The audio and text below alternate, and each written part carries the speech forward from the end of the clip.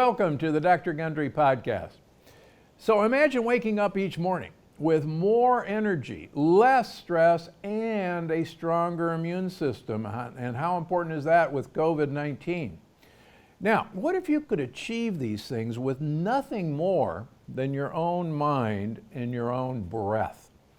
You might think that's impossible, maybe even crazy, but my guest today has proven beyond a shadow of a doubt that it actually all can be true. He's been nicknamed the Iceman for his ability to withstand freezing cold temperatures. In fact, he once ran a half marathon barefoot in the Arctic and summited some of the world's tallest peaks in nothing more than shorts. His name is Wim Hof, and on today's episode, he and I are going to dive deep into some of the secrets for staying fit and healthy in any conditions at any age. Based on his new book, The Wim Hof Method, we'll also discuss the benefits of cold, how Wim was able to withstand the effects of the dangerous E. coli bacteria with nothing more than his mind, and how you can actually use his techniques to reduce stress and feel healthier than you have in years. Wim, it's a pleasure to have you on the podcast. Yeah, Stephen Gundry, yes. Thank you for having me. And that's a great introduction. Well, you've been an interesting person, and I've had the pleasure of reading everything that's ever been written about you, and including reading your new book. So you had, what fascinated me in reading your book is that you had some fairly hair-raising, scary experiences with nearly freezing to death as a young child. Can you talk about this? Of course. Imagine yourself surrounded with 6 other kids in the afternoon with the first fallen snow. You are excited. Like 7 years old, 8 years old, just outside in a grass fields, in the lawns or somewhere, public space. So a little bit from home, together with your friends and playing and making an igloo, because you want to be an Eskimo with the first fallen snow. And it's going great. Everybody is excited. And building, and 7-year-old are not really good at building. But they got a great fantasy. And it builds, and it shapes, and it shapes. Then one goes, another guy goes, another guy, and another guy, and I'm left alone. And it's all right, because I'm still excited. I'm still building. But then suddenly, a feeling enters to sit down.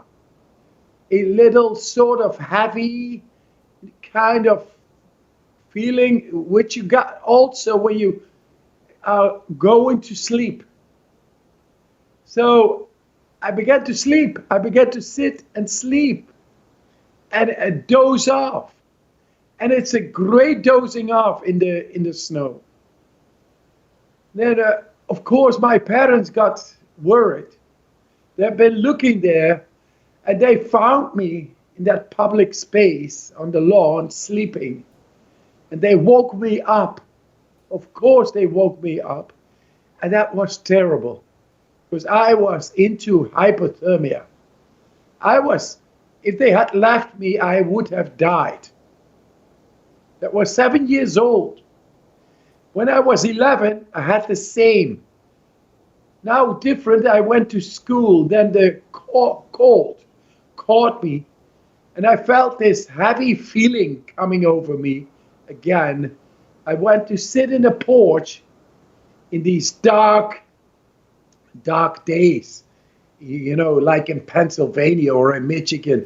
In those mornings in wintertime, it's just dark and misty, and it's cold and frosty.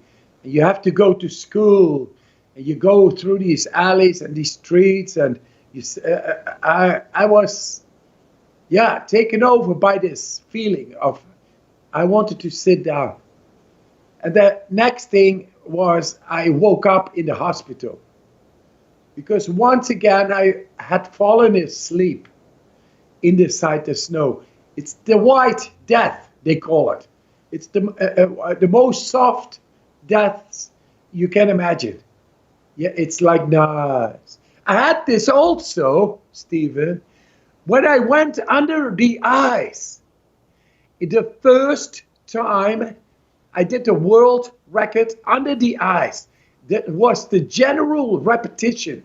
The one day before, it was in the evening, all dark there in Finland, beyond the polar circle in January. There I was, and alone with somebody just to check the distance because that the other day I had to do a world record. So I did my training. I said, I want to go all the distance because tomorrow I got to do all the distance. So I prepared myself through these breathing techniques and exercising deeply. Then took a last breath in, went down, pushed myself down under the ice, which was a yard thick, and then horizontally swimming to the other hole, which was about 60 yards away. But then, a little bit past the halfway, my cornea froze. And I couldn't see where the hole was no more. It was all a blur. And I missed the hole. And I went swimming on and on and on, trying to find the hole.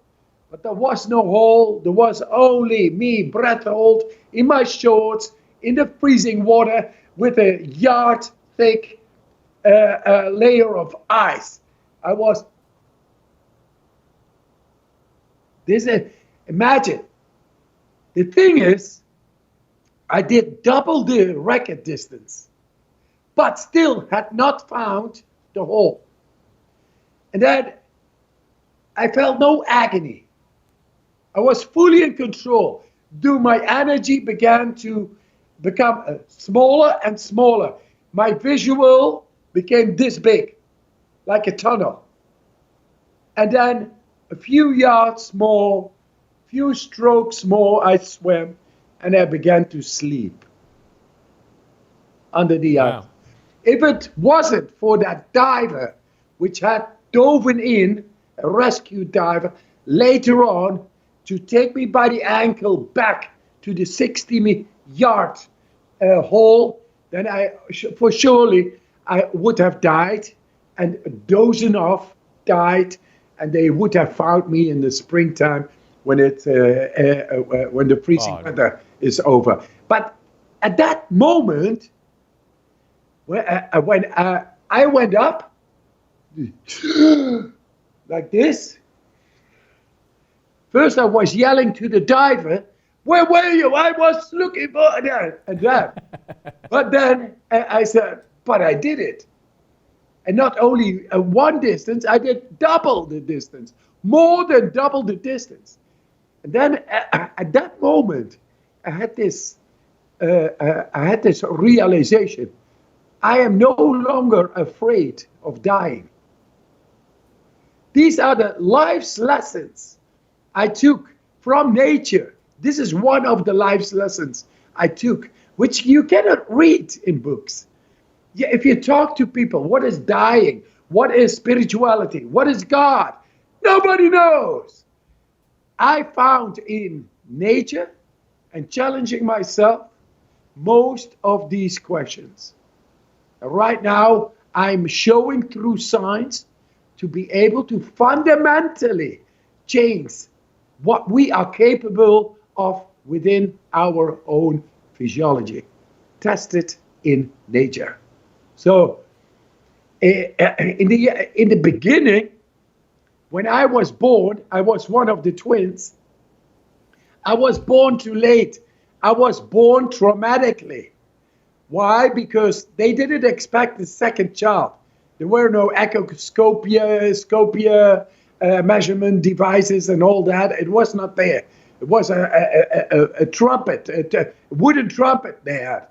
And something like gut feeling. And "Oh, how do you feel?" Probably good, but not always. In my situation, they made a mistake because they only found out later, when it was almost too late, that there was another one. And I was pushed to the operation room, and just before entering into the operation room, my mother delivered me in the cold of the hall. Purple, because I almost had suffocated. And so she delivered me with the words, "Oh God, let this child live. I will make him a missionary." She was a pious, naive woman, pious, but very strong. And I think what she has done with me on my soul, like a tattoo, on my little psyche, which was nothing at that moment, has changed my life. Because I'm one of an identical twin. Yeah. My twin brother is absolutely not the same as me. And it's because of this. Well, it sounds like, now, number one, hearing these sorts of stories and reading about you, obviously a lot of people say, well, wait a minute, you almost died in practicing for this world record attempt, and so you must be crazy because the next day you went and did it again. Exactly. So why, and it sounds like from the moment you were born, you've been defying death, and you've actually been very good at low oxygen levels in staying alive. Do you think from the moment that you were born that you're somehow special to be able to tolerate this, or that gave you a gift to teach other people how to tolerate this, or both? Both. Exactly, both. One is because of that situation, that traumatic situation. At the time of my birth, it had changed epigenetically my gene expressions, my DNA, my being altogether. And right now, I'm doing fundamental studies with the University of San Francisco on the telomeres, on the DNA, on depression. And they see that through this exercising of this method, it has great potential to activate one's deepest physiology to become much more alert, much more within the control of the human, of the person. And that is very welcome right now in the time of COVID, because they talk about masks, they talk about social distancing, but they don't talk about how can you naturally boost, activate within your will your immune system.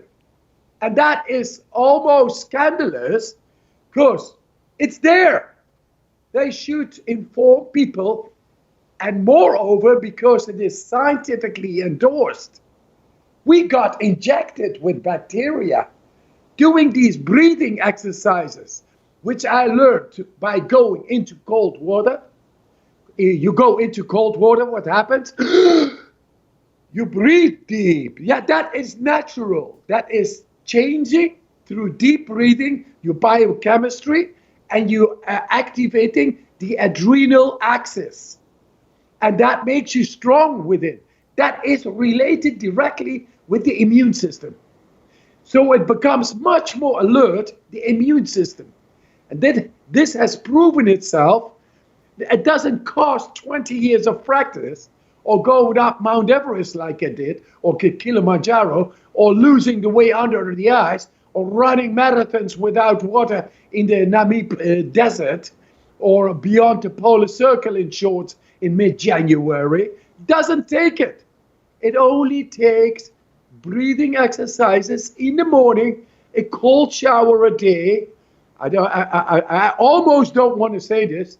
A cold shower a day keeps the doctor away, but I like you very much. The thing is, right now and next month, we getting these new results of the DNA studies with Professor Ippel, who co-authored with Elizabeth Blackburn, who is a Nobel Prize winner on the DNA. They are into this method to analyze it. What is the benefit? And it's very promising. It's very promising through this hormetic exercising, hormetic stressful exercise that we activate. It works like a vaccine, but this is natural. So there we are. There we are. Yeah, in all my books, I write about how important hormesis is. And for our listeners who don't know, hormesis is that which doesn't kill me makes me stronger, from the Nietzsche line. And, you know, I absolutely agree with you. In the very first chapter of your book, you say the things we have built to make our lives easier have actually made us weaker. And in fact, that's a big part of my upcoming book, The Energy Paradox. So I know what you mean, but for our listeners and viewers, what do you mean? I mean, things have gotten so good for us. We've made our lives, you know, so much easier, and that's a bad thing? So it is. We have overcomforted ourselves. We are, how do you say, civilized to death. That's a friend of mine who made a T-shirt with this Chris Ryan. Yeah, he said, civilized to death. And I thought, that's a nice slogan. Yeah, it is so. We always wear clothes. While our biggest organ is our skin. And in the skin, we got thousands or millions of thermoreceptors and electroreceptors, which is directly related and connected to the vascular system and our neurology, the nervous system. It is. And through cold and heat, through being outside, environmental stress, we get stimulation. And then the millions of little muscles inside the vascular system are being exercised through this stimulation. Now, it's not stimulated all time. It's always in a neutral modus, because there is no activation, no stimulation, and therefore no activation. That means that the tonus, the muscle tonus of the millions of little muscles related to the vascular, that means the arteries, the veins, and the capillaries, it's like 70,000 kilometers inside. All these little primitive muscles are not being stimulated. Who is paying the consequence for that? Our heart. Because it needs to beat harder. It needs to beat more. That makes the signal to the heart to produce glucose and cortisol. And that's what happens in our society, besides of cardiovascular related diseases. It's killer number one in our society. That's why I say cold shower a day keeps the doctor away. It's even the doctor is doing it. I mean, it's not for nothing that we have the skin.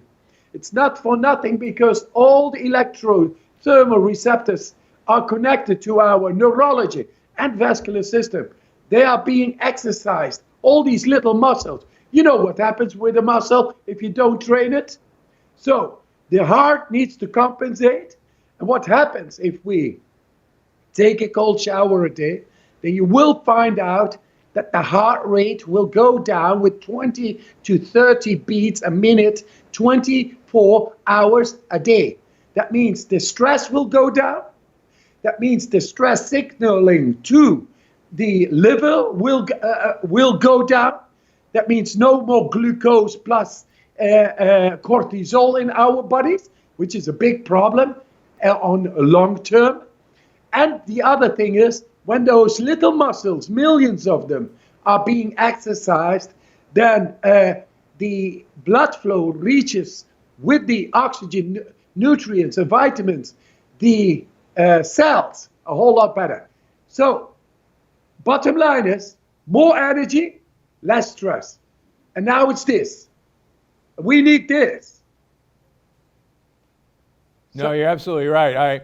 I grew up in the Midwest, and both Omaha, Nebraska, but I did my training in Ann Arbor, Michigan. And one of the things that's fascinating, as soon as the temperature got to be about 40 degrees Fahrenheit, we would be out in our shorts and a tank top washing our cars and thinking nothing of it.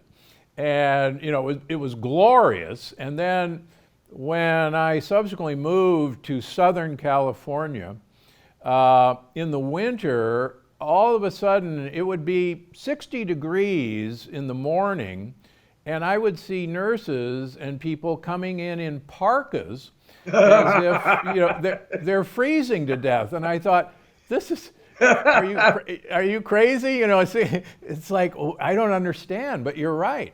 We don't, again, you and I came from cold climates, and so I think and I've written in my books that people who live in cold climates actually live better and longer, and I truly believe you. It's this cold stress that you're subjected to all the time, and you kind of thrive in that. So what's your argument that, well, okay, I live in Central America, or I live in Florida, I never see cold. Is that unnatural? We all originally came from Africa, where we think we probably didn't see a lot of cold. Exactly. So the breathing exercises made me able to change the biochemistry. That is one. That made me able to stay longer in the cold. The cold is a stressor. So there are many kinds of stressors. There are stresses in the heat, stresses in the cold. But it's about how is the vascular system and the neurology of our bodies reacting upon it. These breathing exercises, they are able to exercise our vascular system more than somebody who is running. So doing these breathing exercises, we train the vascular system, subsequently the neurology, which is connected to the opening and closing of the veins, arteries, capillaries. It's the neurology, the nervous system. We train that through these breathing exercises. It shows that when we do the breathing exercises, these breathing exercises, we did in 2014 with a group of people, and then they got, like me, I was the first one to take a endotoxin bacteria injected. And for that, your immune system needs to work, otherwise you become very sick. Do it as a controlled experiment, you become very sick. So these breathing exercises, they were able to activate the adrenal axis so much, and this is a comparison. The adrenaline was being shown and compared, the adrenaline, epinephrine, to people going into their first bungee jump. They were compared, the blood results, and it showed that the people doing the breathing exercises had a higher level of adrenaline. That means when the adrenaline shoots out and spikes in the body so much, then any stressor is able to be confronted with. So it does not matter. Cold is a stress, but heat is a stress. Emotion can be a stressor. Mental stress, congestion, boredom, anything that is stress translates itself to cell biological stress. And that cell biological stress we can tackle through these breathing exercises to tackle to activate the adrenal axis and reset the body. And reset the body means in danger, the adrenaline exposes anything that it doesn't need to have, and to become the best within its functionality. That is the rule in nature. And now we have found through these breathing exercises to be able to enter much better into, say, cold stress. That's what I do with people who have never gone into an ice bath. And imagine, ice water is cold. And especially for those who never did an ice bath, it's really an aggressive, hostile force coming in. It's eating you. At that moment, it's like paranoia. It's anxiety, full of anxiety. I show them the breathing, and they are able to bring the pain receptors to disentangle the pain trimeres to monomers, to disentangle the pain receptor and to have their adaptive power immediately at hand there to adapt to the cold. And what happens when we go into the cold and we adapt? That means we have changed the biochemistry inside so strongly to become able to neutralize the impact, and then our bodies are so strong from within at that moment. And that's what I say to the people: do this on a regular basis, and you will learn to do this at will, going into the ice water, adapt very fast, neurologically, thus connect. And then you are able to use that exercise whenever you are confronted with any kind of stress, because your mind is now connected with these stress mechanisms inside, exercised by going into the cold. You see? And this is the last study, Stephen, I did was in Michigan, where I showed just by thought, to have ice water coming on my skin, I was able to maintain skin temperature equal, even 1 degree up, and there it stayed, even though the ice water was coming in brain scans. And then they saw me that I was connected, robustly activating the periaqueductal gray hemisphere, the endocannabinoid system, cannabinoids and opioids.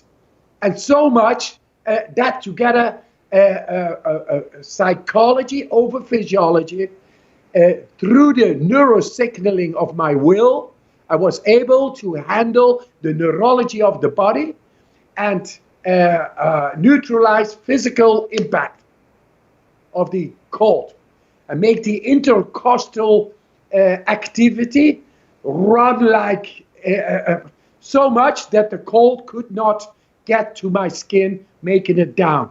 That is the power of our mind. And now Dr. Music, Professor Music, is saying in the new book of Scott Carney, who is an investigative journalist, who was first to debunk me. Now he is writing books about me. He's very critical, and I love it. I love criticism. He's saying Wim Hof has found the secret of placebo. And that is the power of our mind. So this is what you learn by going into the cold. The cold is nothing but a teacher how to connect neurologically with the stress mechanisms inside to become the master at will over physical stress, which is going to take place anyway. So we better go into the cold, because the cold is a great, fast way how to get a control over the stress mechanisms inside to beat upcoming stress of the future.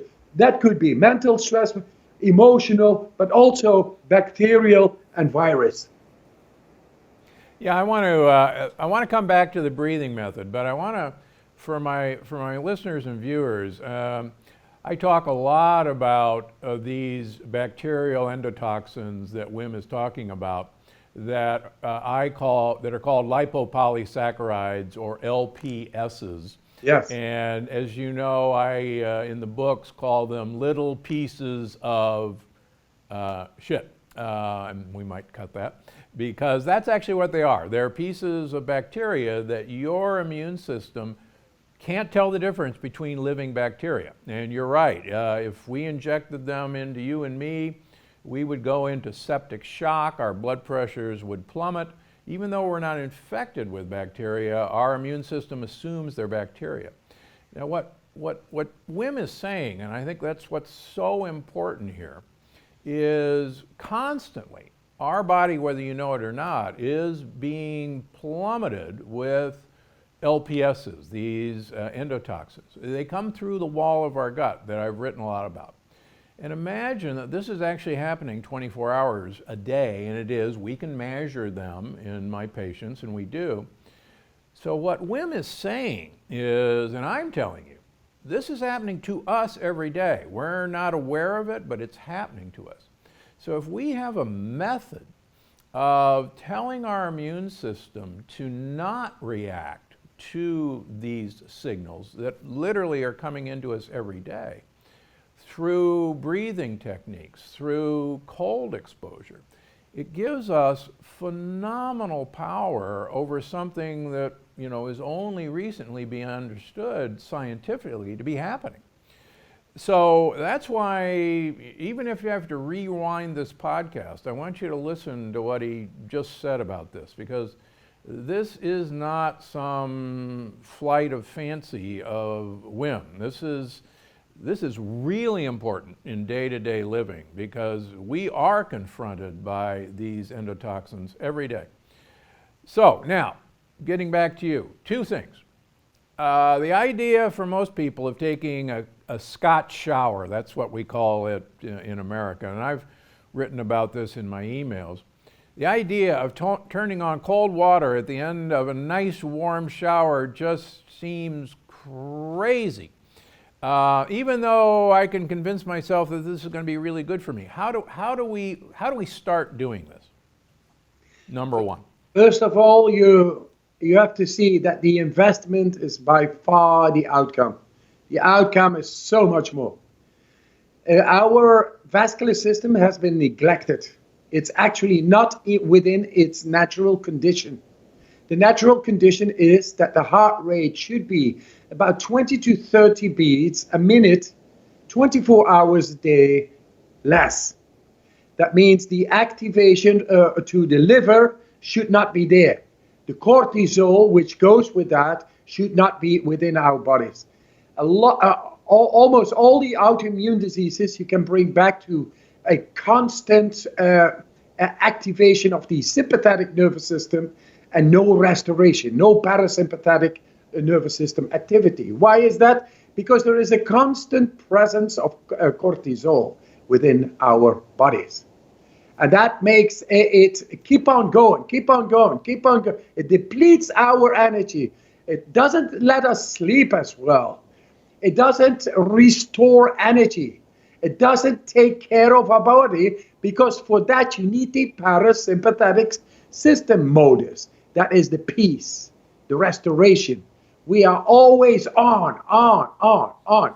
This is the condition of our vascular system in our modern life. And I say, if you take a cold shower, then look at the beats, look at the heart rate going down, and look about the energy which will almost double just by taking a cold shower. And you will prove it to yourself. Feeling is the understanding in this. We can talk about endocannabinoid system, and we can talk about interleukins and how they work together with the transcription factors and the telomeres, but nobody understands it. The thing is, the feeling is the understanding. I tell you, you want this cold shower. You don't want to be this fluffy, this acidic within the lymphatic, in the deepest of your tissue, the presence of acidic state of your biochemistry constantly, because we are constantly under attack of stress in so many ways. And that translates itself into acidity. And that will be getting within us, and it is disturbing our flow, our neurological flow, the vascular flow, the lymphatic flow, the anything flow. We have alienated from our true nature. And now we have gotten so far that we think that the cold is very bad, and it's hostile, and it's no good. Use your brains, guys. Use your sense. Just do it once. And if afterwards you say you did not feel good, and you don't have more energy, and you don't have less stress, then never do it again. But otherwise, do it, because it works. Okay, so teach us, give us a hint on what is this breathing method that's going to allow us to reset the way our brain reacts to these signals? So, first of all, what we are going to do within the breathing, which has been exposed within studies and has gone unprecedentedly deep into the system, more than within science was thought possible. That is activating the autonomic nervous system, activating consciously the innate immune system, and even activating the specific immune system.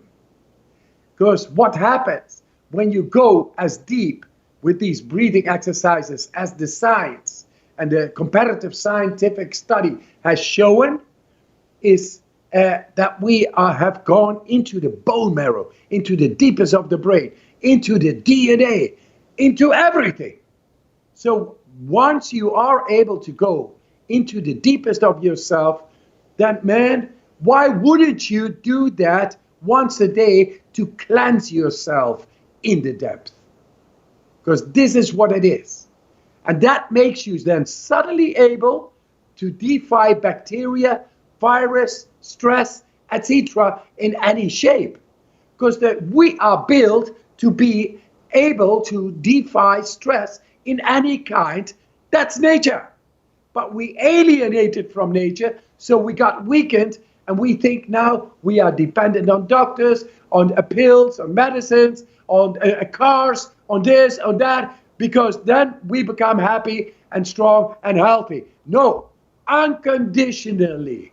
If you change your lifestyle just a little bit, you will be able to connect with the deepest of your physiology a whole way better.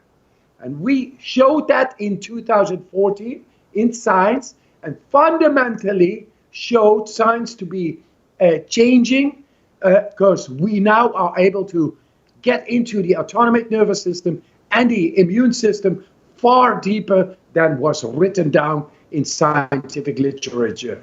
So it's there. And the breathing, thus, this is the way it goes. It's very simple. It's very accessible and very effective. So that's what I want people to know before they start. Oh, it's just a little breathing. No, no, no. This one has proven itself in scientific comparative studies, showing to be able, after thousands who became sick, suddenly 12 people, 100% score, not sick. Do you want to be much more in control over your immune system, your mood, and to the level of the autonomic nervous system? Then do the following. Here it comes. Now we sit. Stand by. We are sitting. And now join me. Join me, Stephen.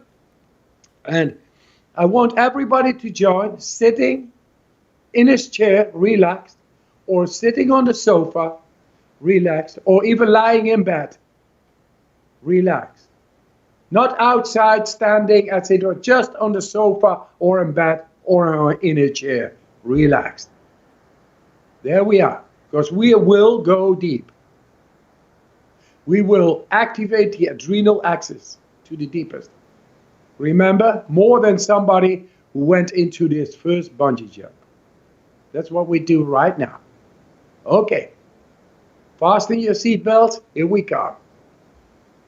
So there you are. Take a full breath in. Let it go. Full breath in. Let it go. Keep on going. Fully in. Letting go. Fully in. Letting go. Fully in. Letting go. Fully in. Letting go. Just keep on going. All you guys, keep on going. All you people, keep on going. Fully in, letting go. Fully in, letting go. Let me tell you what is happening. Carbon dioxide, CO2, is blown off. Oxygen is being released with rich oxygen is being released in the body now. Our pH levels, they go up, logically. CO2 is down, alkalinity is up. We are going to be very alkaline. Keep on going. Fully in, letting go. 10 more. Fully in, letting go. All you guys stay with the breath. Only mind the breath. Your mind is a neurological muscle. Stay with the breath. Don't go anywhere but with the breath. Letting go. 6 more. Fully in, letting go. Fully in, letting go. 4 more. Fully in, letting go. I'm going to time it. Fully in, letting go. 2 more. You become lightheaded, loom in the body, it's all there. All right, saturation is happening. 1 more. Fully in, letting go. Here comes the last one. All in. Let it go. And after the exhalation, stop. No more breathing. Close your mouth. Easy does it. No need. pH is very high. The trigger to breathe is very low. It's gone. No need for breathing. This is parasympathetic nervous system activity right now. Because there is no breathing. There's no action. Just being. Now you are descending in the deepest of your brain. Because you are not breathing after exhalation. That normally is very stressful for our physiology. This is activating the brainstem fully, robustly, right now. We go 10 seconds more. Everybody is able to do this, regardless. 8, 7, 6, 5, 4, 3, 2, 1. Fully in. Hold. Hold your breath in, and squeeze it to your head. Just pressure a little bit to your head. Cerebrospinal fluid to the head.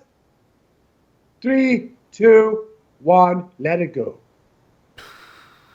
That's it. And we do 3, 4 rounds like this in the morning. We become so peaceful. Take out the stress, cortisol completely. Any residue accumulated through the night, a biochemical residue in the body will be exposed. We are cleansing into the deepest, even past the lymphatic nodes. This was considered not to be done, but here it is. It's very simple. And now, this was round number 1. Round number 2, we would be gone for 1.5 minutes. Round number 3, 2 minutes. Round number 4, 2.5, 3 minutes. And people of 80 years can do this. 90 years can do it. My oldest participant is 98 years. She loves it. And she takes the ice water as well. 98 years. She is strong.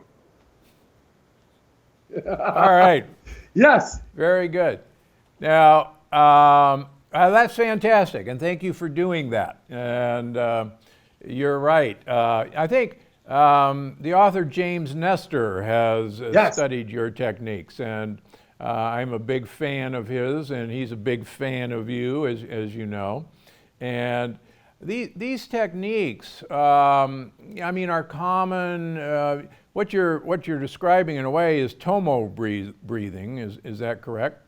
Or other forms of breath control. And I think all of us should realize you're not a one-off savant. And you're very humble in that what people need to understand is that you have trained other individuals very briefly in these techniques and then had them injected with endotoxins, LPSs, Exactly. which should have, knocked them out, and they had no effect either. So I think the important thing. That is very Wim important of you to say, Stephen. That is great to mention that. Thank you. Everybody, it shows therein, is able to boost instantly their immune system. Not a little bit, huge, unprecedented much. Within science, this was thought impossible, but we showed it with a group of people. So why not you? Just think about it. And as you said earlier, otherwise you rewind this podcast and listen again, because we got it all funded within science, and we keep on going with scientists. We love the scrutiny of criticism of science to show us wrong, because we believe that nature has the answers, and we are nature. Well, you're absolutely right. That's why I changed my career 20 years ago when I found that, changing in eating and behavior could reverse coronary artery disease and, reverse autoimmune disease. And, I recently wrote an editorial about COVID-19, and I actually agree with you that we've got it all wrong. We should not be hunkering down in our bunkers, waiting for the Manhattan Project of a vaccine to save us. That we should be arming ourselves. We should be equipping ourselves to combat this virus. And, I believe in people having high vitamin D levels, for instance, and other food-based, the last thing we want to do is eat sugar. But you're right. I think what you've shown scientifically, again, you're not a one-off, that we can totally change our immune system's response to a threat. And if we spent the time, each and every one of us, to do our own part in protecting us from a virus, from a bacteria, we're going to be so much better off than, cowering in our homes. Not to say that we shouldn't social distance and practice good thinking, but we individually, correct me if I'm wrong, have the power to do a lot of protection for ourselves. Exactly. And it has shown that the damaging factor of, say, COVID-19 are interleukins. Those are inflammatory markers. And that is number 1, number 6, number 8, and number 11 are at play with the COVID-19. And we showed to suppress them drastically within a quarter of an hour doing these breathing exercises. And then the E. coli bacteria almost has the same interleukins being activated. So we got them down within a quarter of an hour. And what it is with COVID, it's a pneumatic edema resulting in liquid inside because of the inflammation. And that is, it's like when your house is on fire, you got to extinguish it at the beginning. And this is what the breathing exercises are really capable of, to bring down inflammation when it starts very effectively. And then it doesn't go. Oh, when the house is in flames, man, you can't do breathing, you can't do anything anymore. So for those who think, hey, what can we do against, say, COVID-19 or any bacteria or any virus in the future or right now, is to make our immune system much more alert at our will, within our will. Is that possible? Just do these breathing exercises and take the cold shower. It doesn't take more. It is scientifically endorsed. It's there. It's the new science. It is, as you said, and as you mentioned in your books, hormesis. That is a natural vaccine. That when inflammation comes, you activate the physiology to alert, high alert, and then the intruder will be dealt with very specifically. And that is the specific immune system, which normally works after 5 to 7 days, but then it is too late. Now it is able to work in a quarter of an hour. And that is killing it at the core, at the beginning. Bacteria and virus, they should not be able to give them space and do the damage. You don't let it grow. You take it on. And you can feel the symptoms in the beginning. It's when you do just what we did. And it's going to work. And this technique is all in your book, correct? It is. It is very well explained, step by step, scientifically endorsed. It's all there, together with my personal story. It means that, hey man, I'm a simple man, but I got the belief I'm going to change the world for the good, to bring happiness, strength, and health to everybody. That's my wish. That sounds good. That's what I'm trying to do. So I we know. Team up. Yes, sir. So what are you most excited about next? I know you and I are on these missions. Yes. Where are you going? Where are you going with this next? The next is there are 4 new studies, a reproduction of the old study of the endotoxin experiment is going to be is done on a bigger scale, and it showed the same results. And they had different angles of research, and it's quite amazing. It's quite amazing, the results. That is into publishing. Then the second one, the next month, we have the results on the DNA studies of San Francisco, UCSF, with the top researchers on the DNA. And then we have a study on bipolar disorder in Michigan being done. And another study in San Francisco as well on depression. And there are more studies on the way. So the thing is, nature needs to come in. We should not be so dependent on medicines and pills anymore. We have to change our paradigm.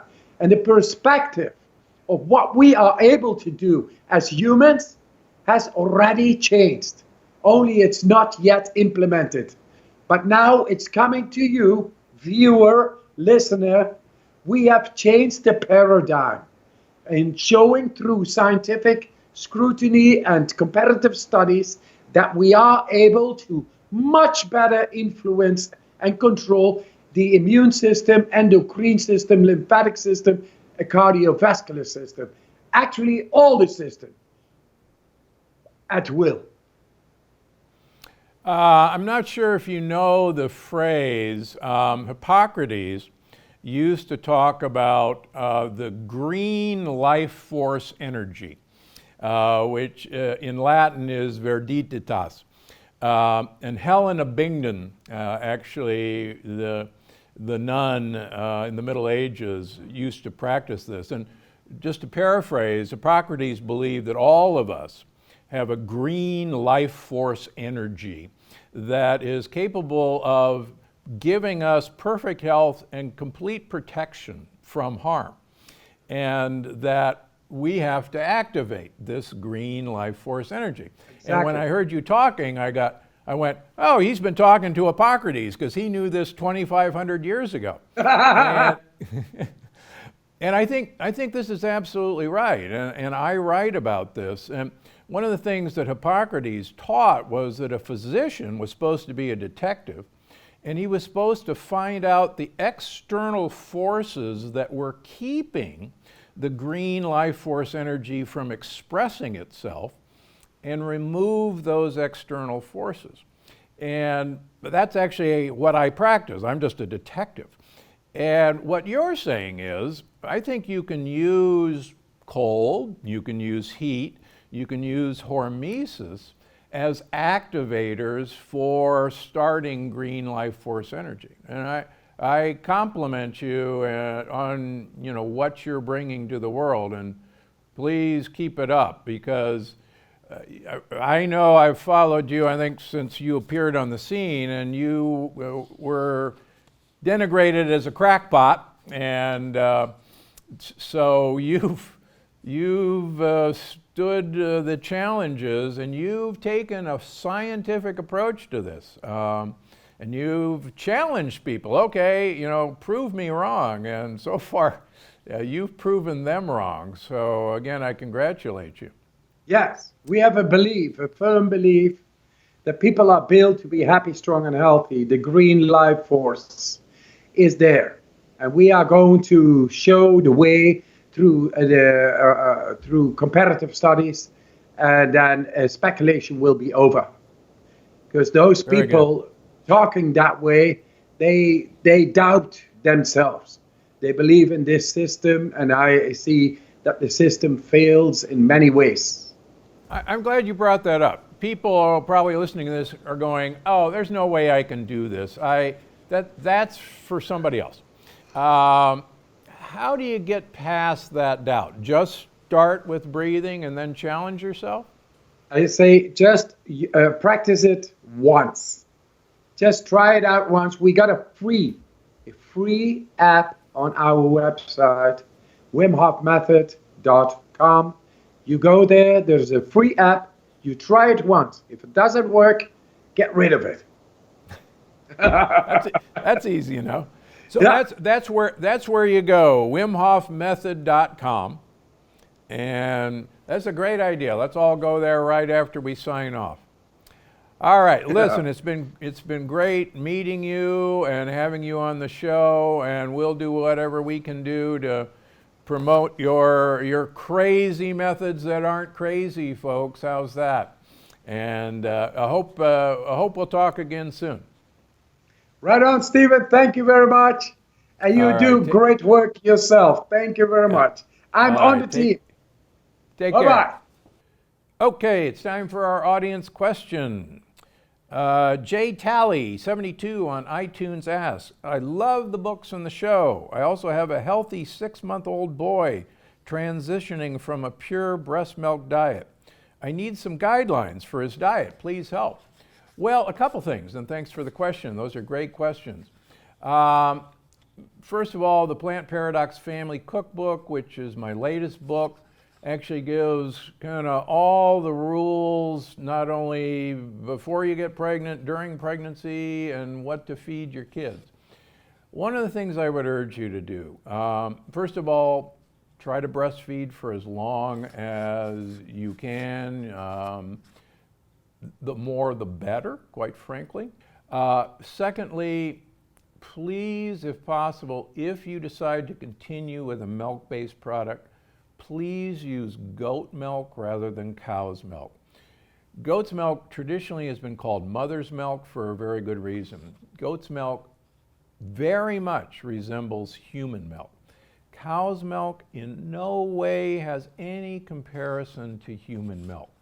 So that's number one. Number two, once your child is weaned, there is no evidence from human societies that there is any human need for milk beyond the weaning period of coming off of milk. This is all advertising from the dairy industry. But if you feel you must have milk, then goat milk is by far the most safest. Please, please, please be cautious of formulas.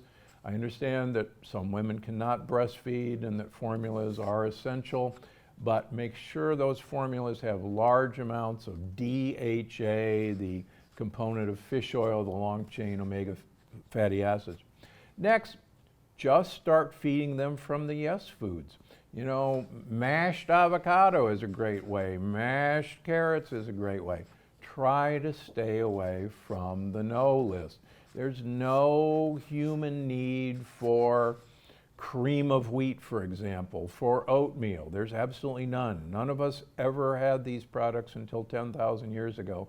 So I guarantee you, your baby doesn't need this product. Great question. Okay, now it's time for the review of the week.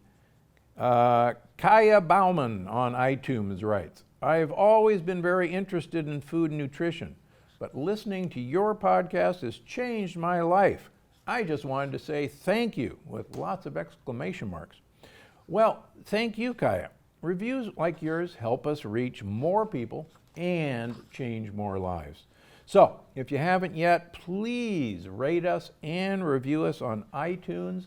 These ratings and reviews really help to get more people listening, and I appreciate you writing in, and thanks a lot, and enjoy your good health. Before you go, I just wanted to remind you that you can find the show on iTunes, Google Play, Stitcher, or wherever you get your podcasts. Because I'm Dr. Gundry, and I'm always looking out for you.